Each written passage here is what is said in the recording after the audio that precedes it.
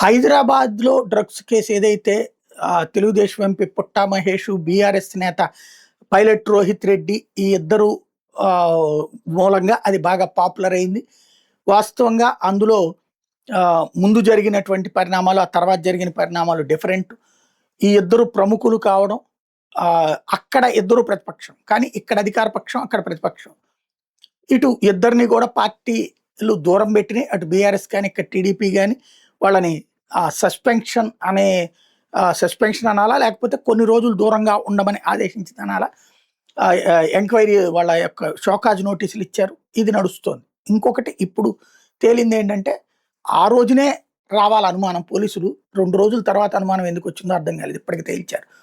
వెంటనే పైలట్ రోహిత్ రెడ్డి తన పిఏ శరత్తు ఆ రోజునే ఐఫోన్లను ధ్వంసం చేశారని చెప్పారు కదా. మరి ఐఫోన్లు ధ్వంసం చేయడం అంటే ఏదో సాక్ష్యాలు దాచేస్తున్నారనే కదా. అయినా వాళ్ళు ఇచ్చిన సమాచారం ఆధారంగా అక్కడెక్కడో సిమ్లా నుంచి తెచ్చుకున్నారు గుర్తు తెలియని వ్యక్తి దగ్గర డ్రగ్స్ అని అనుకున్నాను.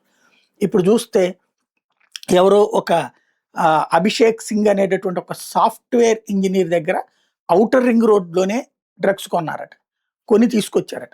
ఇతను నిరంతర డ్రగ్స్ వాడేటటువంటి అలవాటు, డ్రగ్స్ పార్టీలు ఇస్తూ ఉంటాడు రోహిత్ రెడ్డి. ఆ డ్రగ్స్కి సంబంధించిన వాళ్ళతో మంచి కాంటాక్ట్స్ ఉన్నాయి. అందుకని ఆ ఫోన్లో అయితే బయటపడతాయని ఆ ఫోన్ని పాడు చేసేసాడు అనమాట. ఇప్పుడు ఈ వ్యవహారంలో త్రిసభ్య కమిటీ వేసింది ప్రభుత్వం.